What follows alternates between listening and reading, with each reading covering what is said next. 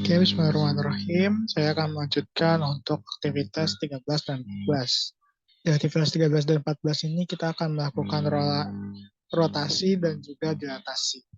Untuk rotasi sendiri kita akan membuat slider sudut dari 0 sampai 360 derajat. Kita juga akan membuat sebuah bangun tentunya. Bangunnya bebas. Lalu kita akan membuat titik pusat di 0,0. Ini kita namakan titik 0 saja. Kita namakan titik 0. Maaf ya, titik pusat O. Titik pusat O. Lalu kita akan lakukan rotate around point. Kita pilih bangunnya, lalu kita pilih titiknya. Untuk sudutnya kita akan masukkan alpha di sini. Kita masukkan alpha. Nah, maka kita dapat bayangan dari bangun ini.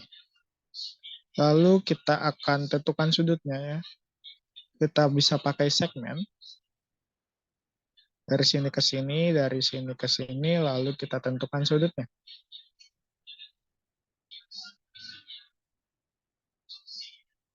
Nah, jadi sini kita bisa melihat nih, kalau dia dirotasi 90 derajat, dia akan di mana. Kalau dia dirotasi 304 derajat di mana, dan seterusnya. Selanjutnya kita akan membuat dilatasi. Dilatasi kita akan membuat persegi 4. Lalu kita akan juga membuat slider di sini. Kita set intervalnya dari 0 sampai 10. Kita kasih instrumennya 1. Oke. Lalu sini kita akan tambahkan titik. Titiknya misalkan di sini. Lalu kita akan pakai delete from point. Klik bangunnya, klik titiknya, faktornya kita masukkan H. Cross slider kita ada H. Nah, di sini kita bisa lihat ya. Dilatasi 2, dilatasi 3, dilatasi 4, 5, dan seterusnya. Nah, baik. Untuk dilatasi sendiri seperti itu, maka kita akan lanjut ke aktivitas selanjutnya, yaitu aktivitas 15 dan juga 16. Di aktivitas 15 dan 16 ini, kita akan membuktikan luas trapesium sama kaki dengan menggunakan rotasi. Yang pertama kita akan membuat trapesium sama kakinya. Sini saya akan buat 3 bangun.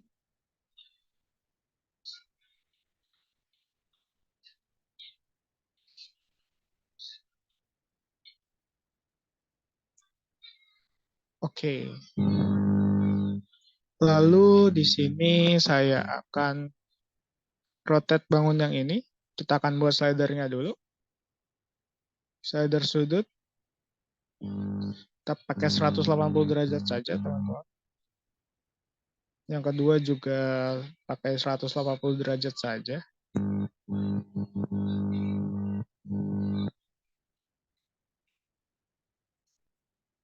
Sini kita akan masukkan komennya ya. Itu rotate.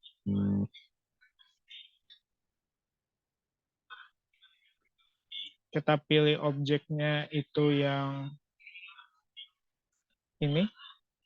Ini nama objeknya adalah T1 ya kalau nggak salah ya. Ya, T1.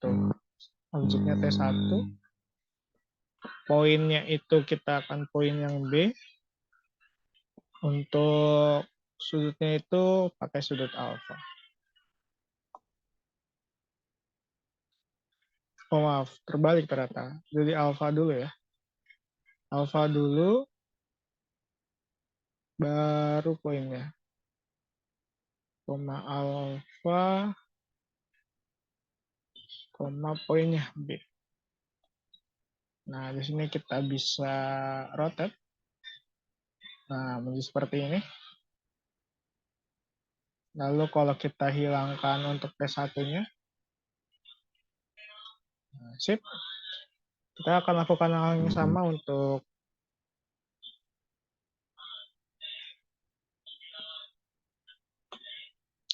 maka objeknya itu adalah T2. T2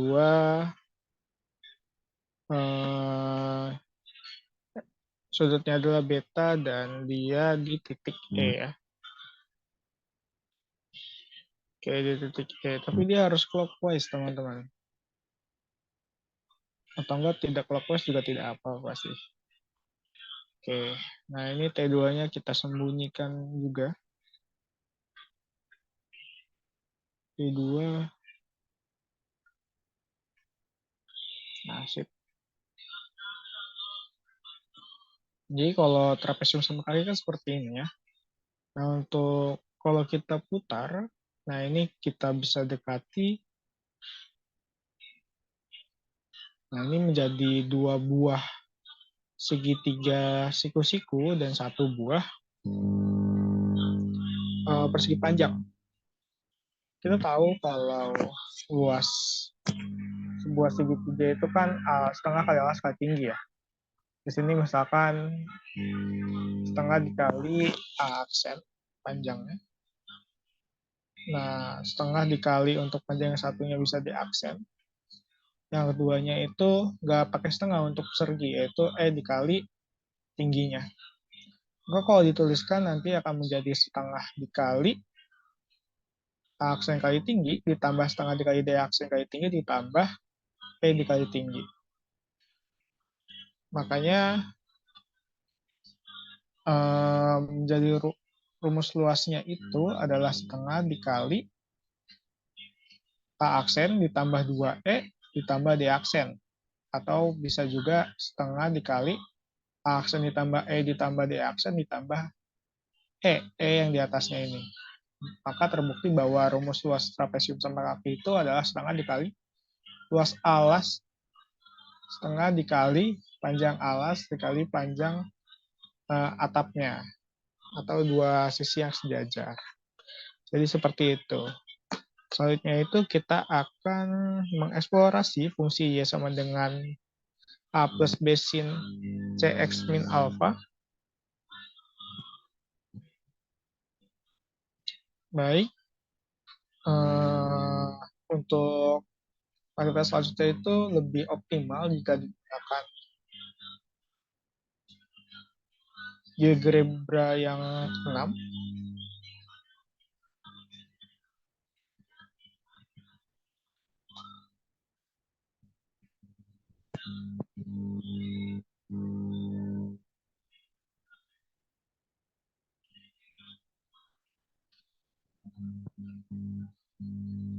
Oke, yang pertama adalah kita harus mengatur sumbu X-nya, agar sumbu X-nya ini berupa pi per 2. Kita atur distance-nya, pi per 2. Oke, selanjutnya itu kita akan masukkan slider. Ada 3 slider, yaitu A, kita atur dari min 3 sampai 3, B dari min 5 sampai 5, dan juga C dari min 5 sampai 5. Oke. Selanjutnya itu kita akan beri slider sudut di sini, alpha. Nah, untuk slider sudutnya ini kita akan menggunakan alpha. Kita kasih intervalnya dari 0 sampai 360, incrementnya juga 1 derajat. Lalu kita akan coba masukkan rumusnya ya, teman-teman. Yaitu fx sama dengan A ditambah B sin C dikali X plus alpha. Alfanya ada di sini ya. Nah, dia seperti ini rumusnya. Nah, ini bisa kita geser untuk sudutnya, bisa kita geser untuk C-nya, di mana C-nya itu kerapatannya, B-nya itu dia besar kecilnya, lalu A-nya itu adalah posisi dari gelombangnya sendiri. Kita akan masukkan if, kita masukkan if, X-nya itu dia lebih dari, kurang dari sama dengan min P, dan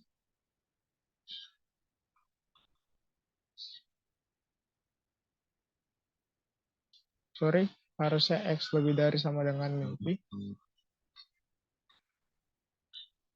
dan X kurang dari sama dengan P,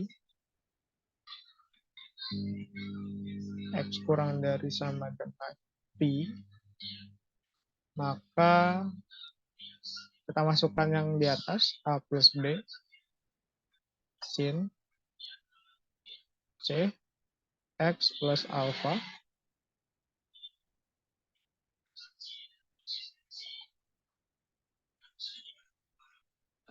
sip.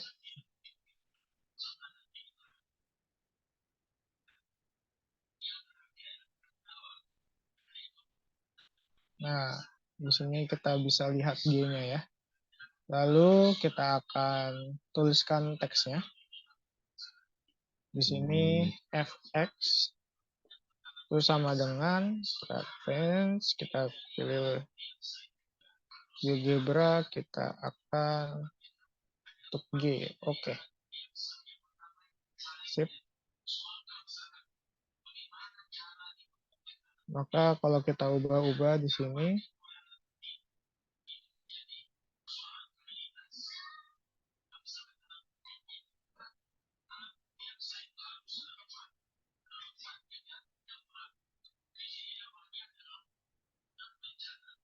nah, kalau kita ubah, C-nya akan berubah, B-nya akan berubah, juga alfanya juga akan berubah. Nah, jadi untuk aktivitas terkait eksplorasi fungsi A plus B sin C X plus alpha itu ya sebagai berikut. Yang terakhir kita akan lakukan adalah yaitu aktivitas mengenai integral. Kita akan balik lagi ke GeoGebra biasa. Nah, ini adalah aktivitas ke-17 ya teman-teman. Yang pertama kita akan buat sebuah kurva fx itu sama dengan x kuadrat ditambah 2x ditambah 1. Oke, kita sudah buat kurva, lalu kita akan buat slider di sini. Rentangnya itu dari 1 sampai 1000. Atau enggak 100 juga tidak apa-apa. Lalu kita akan buat fungsi integralnya. Fungsi integral dari f 0, 1. 0 sampai 1. Nah, itu dapatkan 2,33. Kita akan buat lower sum-nya. Lower sum dari f,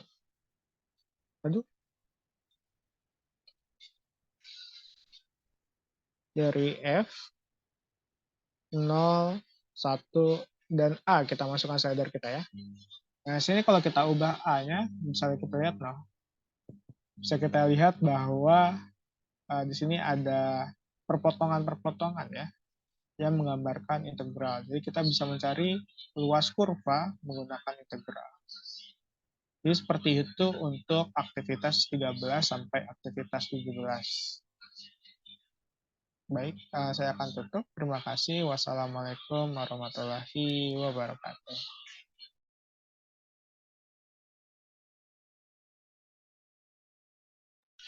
Oke, bismillahirrahmanirrahim. Assalamualaikum warahmatullahi wabarakatuh. Saya Wincoksono. Di sini saya akan mempraktekkan GeoGebra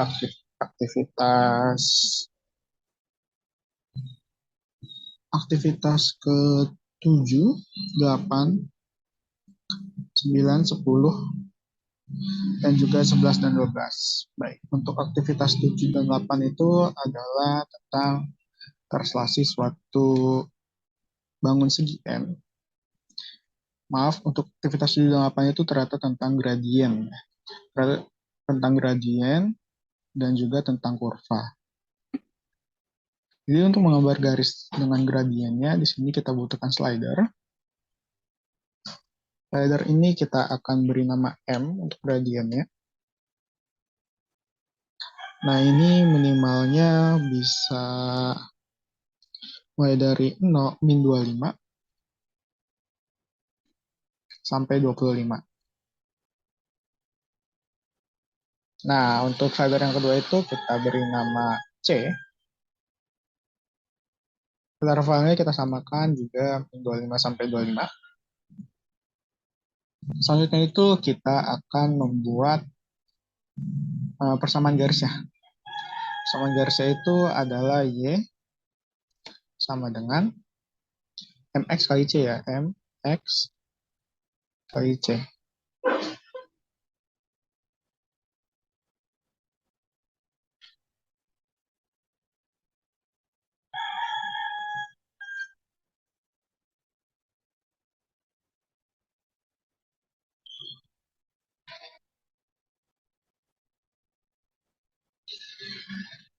Oh ya, di sini ada yang salah nih. MX plus C harusnya. MX plus C. Kita lihat nasib. Lalu untuk persamaan garisnya kita akan berikan teks persamaan garis. Sini kita akan masukkan F. Nah, jadi seperti itu untuk persamaan garisnya. C-nya ini bisa kita ubah, maka plus C-nya akan berubah ya. Kalau M-nya itu mempengaruhi variabel dari X-nya, kemiringannya. Oke, jadi seperti itu untuk persamaan garis. Kita akan lanjut ke dalam persamaan kurva. Persamaan kurva itu persamaan umumnya adalah AX kuadrat tambah BX tambah C. Jadi kita akan buat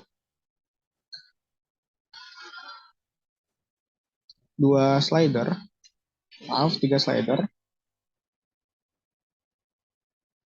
Sini kita intervalnya 25 lagi, nggak apa-apa.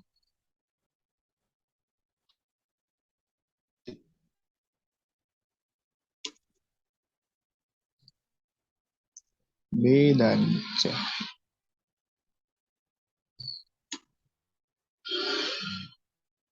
Oke, lalu kita akan buat persamaan kurvanya. Y itu sama dengan A dikali X pangkat 2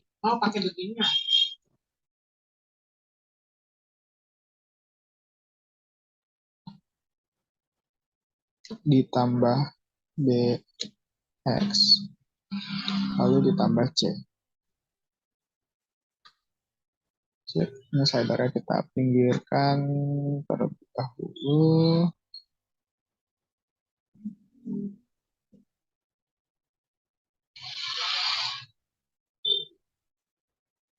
Lalu kita akan buat persamaan kurvanya. Persamaan kurva.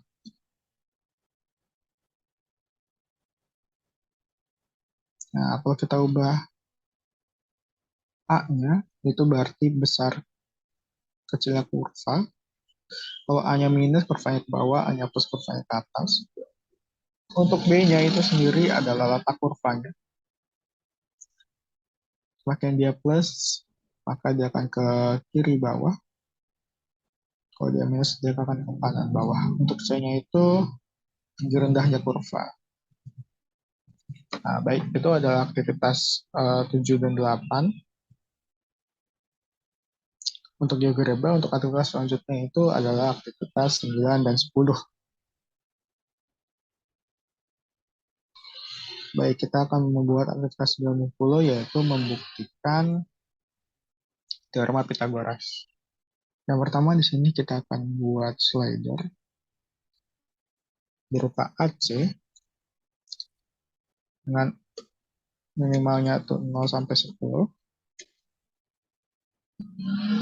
dan juga AB dengan minimalnya juga 0 sampai 10. Oke. Lalu di sini kita akan buat segmen with given length. Pertama kita akan masukkan AB. Yang kedua kita akan masukkan AC. Sip. Ini kita bisa atur ya AC AB-nya. Nah, misalkan AC5 AB-nya 3. Lalu di sini kita akan buat garis tegak lurus, untuk perpendicular line. Sini saya pakai titik dulu, misalkan titiknya di 10. Lalu pakai perpendicular line ke bawah, titik A. Lalu di sini kita akan buat circle dari A ke C. Dari A ke C, maka perpotongannya ini kita akan membuat titik lagi.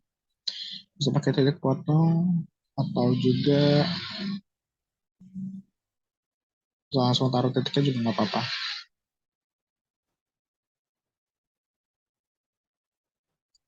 Nah, dari F,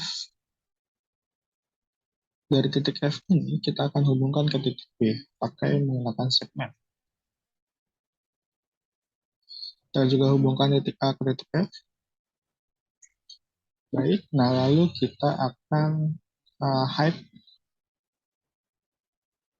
selain segitiganya. Titik C kita hide. Lalu segmen ini kita hide juga, segmen Y. Garis tegak lurusnya kita hide. Garis D, titik D-nya juga kita hide. Di sini kita akan buat persegi menggunakan polygon.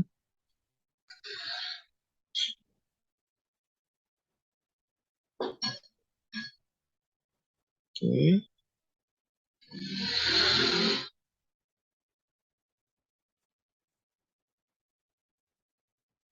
Oke.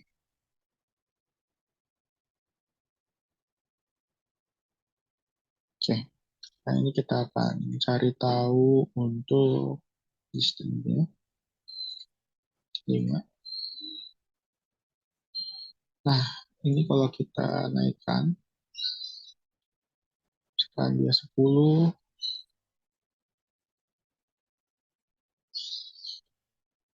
10 berarti 14,14 atau bisa ke 3.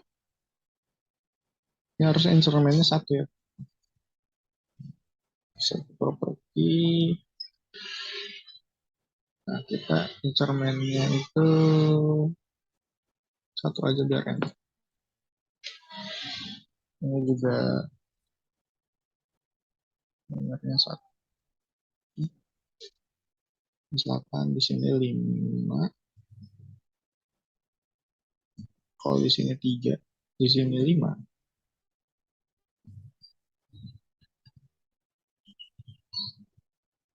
Nah, maka ini akan terbukti bahwa dia adalah segitiga Pitagoras.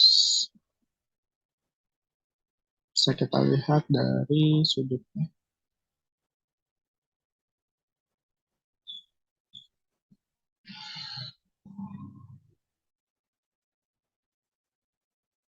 Kita sudut F, A, B. Kenapa di luar?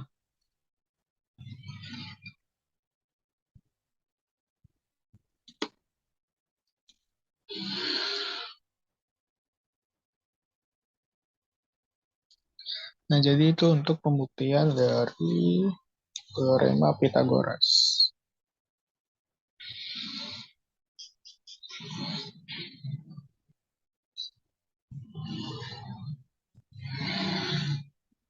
Nah, Oke, selanjutnya itu adalah tentang relasi sudut pusat dan sudut keliling lingkaran.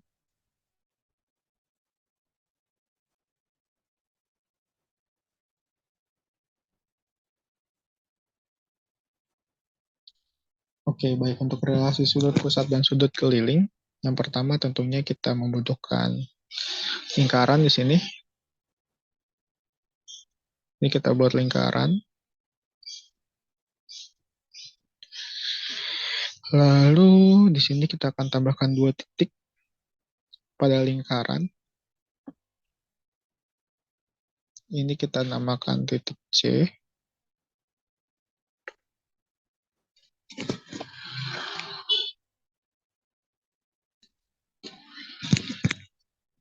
Ini kita namakan titik P.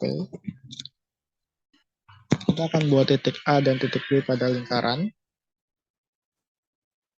Sini C-nya saya pindahkan ke sini.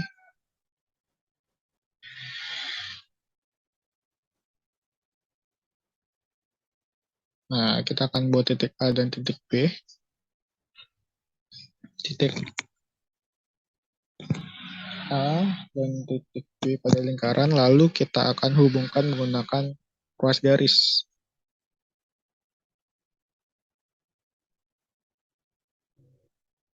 Kita akan hubungkan seperti ini. Lalu kita akan tentukan sudutnya. Sudut APB.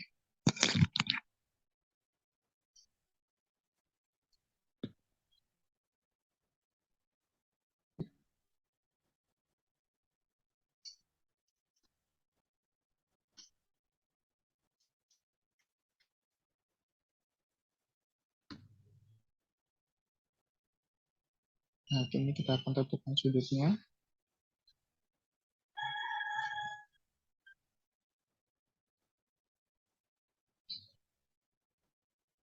Baik. Setelah itu kita akan tentukan sudutnya. Sudut di sini dan juga di sini. Setelah itu kita memerlukan 2 buah titik lagi, yaitu titik D dan juga titik E. Dimana titik D dan titik E ini kita buat di lingkarannya, pada lingkaran. Titik D dan titik E. Lalu juga kita hubungkan AD. AD kita hubungkan AE. Kita hubungkan EB. Dan juga kita hubungkan BD.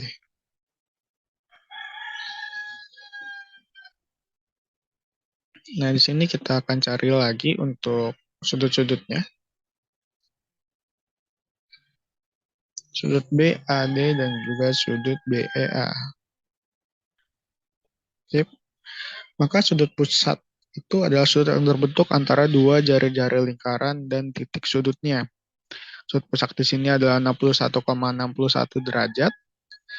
Lalu ada sudut keliling, adalah sudut yang terbentuk antara 2 buah tali busur lingkaran, dan titik sudutnya berada pada keliling lingkaran. Sini adalah 30,8 derajat. Relasi sudut pusat antar sudut keliling yaitu adalah besar sudut pusat sama dengan 2 kali besar sudut keliling. Yaitu 30 kali 2, 30,8 kali 2 adalah 61,61 derajat. Baik, itu adalah aktivitas dari aktivitas 9 dan 10. Selanjutnya adalah aktivitas 11 dan 12. Itu mentranslasikan bangun datar segi N, lingkaran, juga merepresentasikan titik, lingkaran, dan juga bangun datar segi N.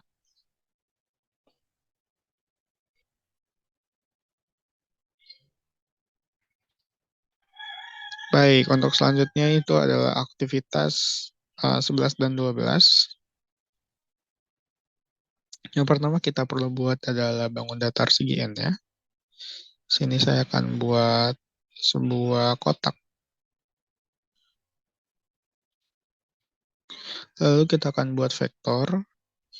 Kita akan tentukan panjang dan arahnya. Misalkan saya mau buat vektor yang arahnya itu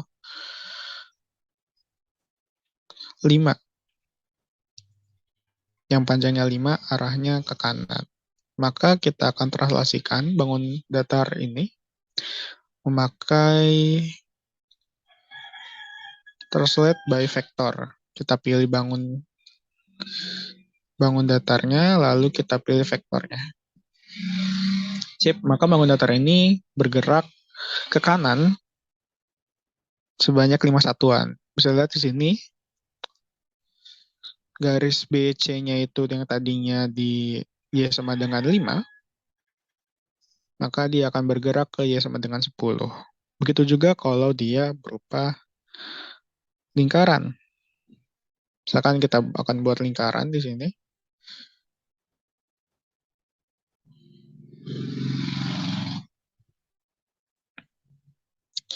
Lalu kita translasikan dengan vektor. Nah, maka yang tadinya titik H-nya itu ada di Y sama dengan 4, sekarang ada di Y sama dengan,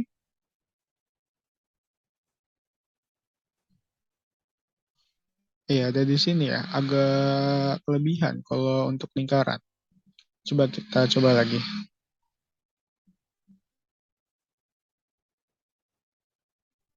Oke, kita translasikan by vektor.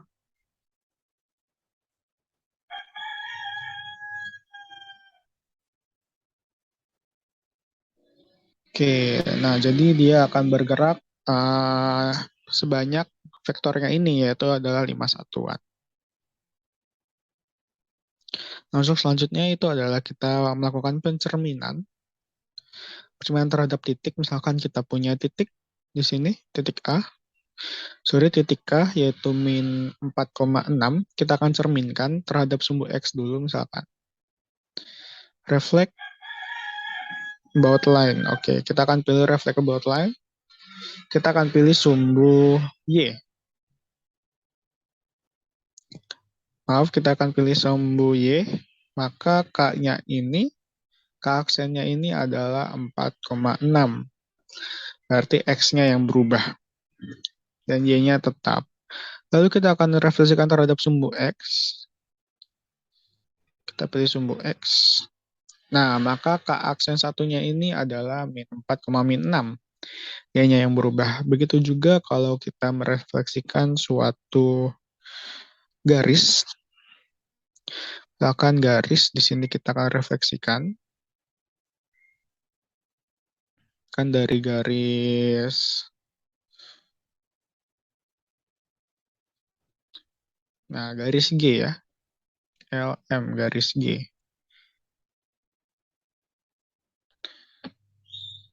Nah, kita akan refleksikan garis ini.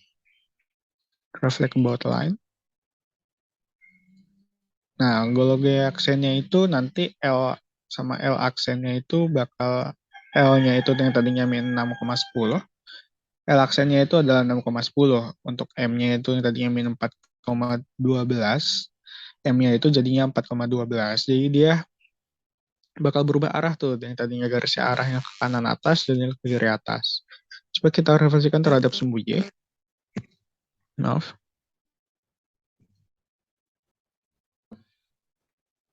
Kita refleksikan terhadap sumbu Y.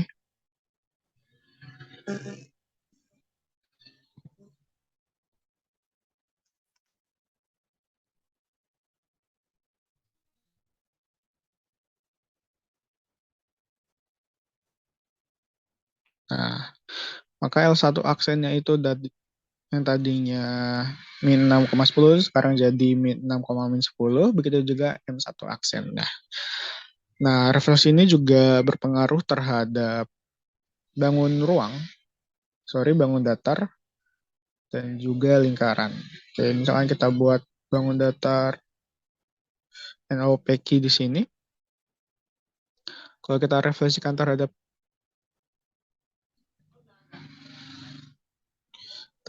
terhadap sumbu X, nah dia akan ada di sebelah kanan. Jaraknya dia itu juga sama ya. Misalkan P jarak dari sumbu X yaitu adalah 5 satuan, P aksennya juga 5 satuan. Kita akan refleksikan terhadap sumbu Y, maksudnya sumbu terhadap sumbu X. Nah, di sini kita juga sama nih. Sama halnya juga dengan lingkaran. Kita punya lingkaran di sini. Kita refleksikan terhadap sumbu Y. Lalu kita refleksikan terhadap sumbu X. Ya, jadi seperti itu ya untuk refleksi dan juga translasi. Baik, segitu saja. Mungkin nanti akan dilanjut ke aktivitas selanjutnya.